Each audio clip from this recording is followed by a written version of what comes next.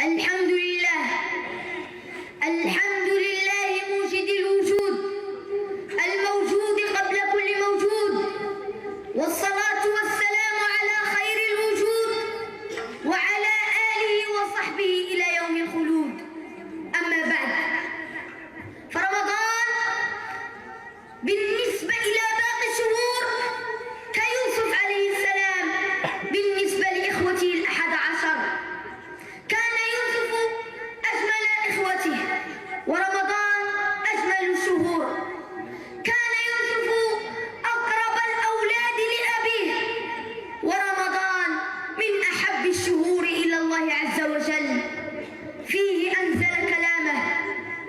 هذه كافية تدلك على هذا الأمر.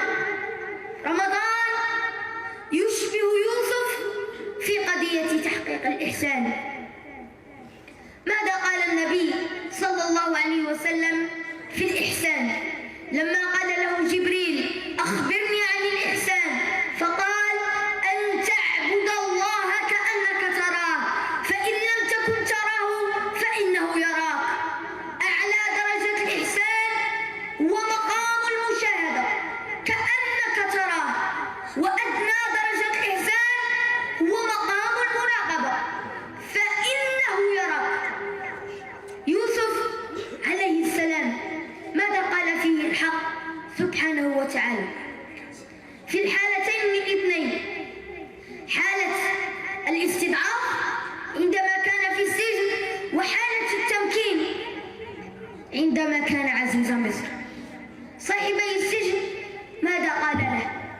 إنا نراك من المحسنين. إخوته لما أتوا عنده لم يعرفوه. وأوف لنا